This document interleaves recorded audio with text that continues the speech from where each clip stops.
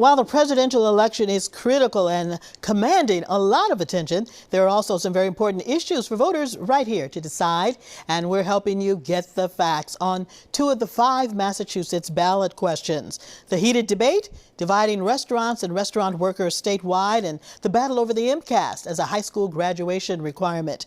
Our political reporter Sharmin Sacchetti with the arguments for and against the questions.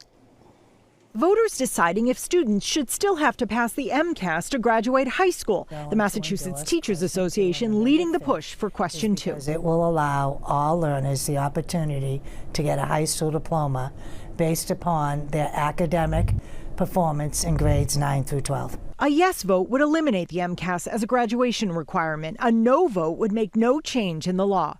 The MTA says MCAS hurts more than it helps, especially hurting low-income students, those with disabilities, students of color, and students learning a second language. And we hear over and over again stories of learners who were A and B students but missed the test by 1 point and didn't get a diploma. Carrie Rodriguez is with the National Parents Union. She says getting rid of the MCAS requirement will lead to a lack of accountability for school districts. We're going to be one of only 2 other states that does not have a requirement around making sure that our high school diplomas are meaningful. She's also concerned it will lead to chaos. For example, she says every school district in Massachusetts will have different graduation requirements. It makes me worry about whether or not my kids are going to be competitive up against, kids from other states. The no side counts among its supporters the governor and education secretary. On OTR, Patrick Tutwiler reminding voters Massachusetts schools are number 1 in the country.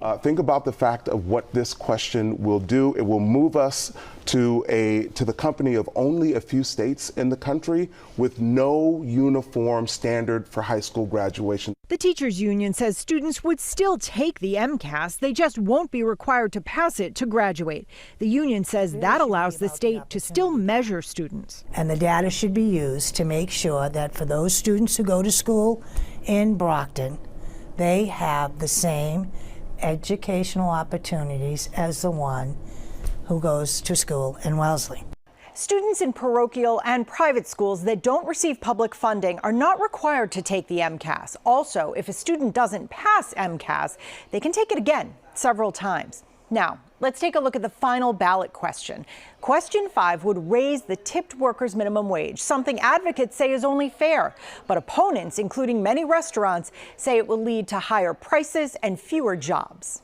At Hobson's Bar and Kitchen in Alston, they're wearing their politics on their backs. They want you to vote no on question 5. Menu prices will go up at least 30% if this is implemented. The bartender says he can make hundreds of dollars on a good night, and he worries if this passes, his tips will dry up. People know you're making that money, they will definitely be discouraged to tip. The overall minimum wage is $15 an hour. Tipped workers get $6.75 an hour as long as their wages plus tips equals $15 an hour. If they don't, employers must pay the difference.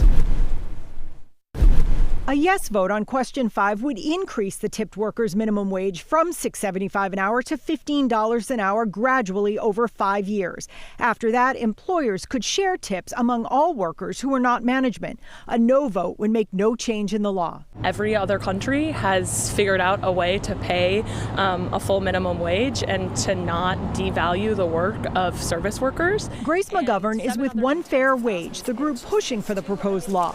She says tipped workers deserve the full minimum wage with tips on top. To people who say this is just going to be more expensive, I would say things are already more expensive. We've seen costs rise without labor costs rise. The Massachusetts Restaurant Association opposes it. Its president says the proposed law has been a disaster in Washington, D.C. 10% of the full-service waitstaff jobs in D.C. are gone. 96% of restaurants have raised prices. 74% have added a 20% surcharge. But supporters don't buy it. If you can't afford to pay your employees the minimum wage, you can't afford to run your business. It's as simple as that. If you haven't voted early or by mail, you can vote in person on this question and the rest of the ones we've previewed on Tuesday. Sharmin Sacchetti, WCVB News Center 5.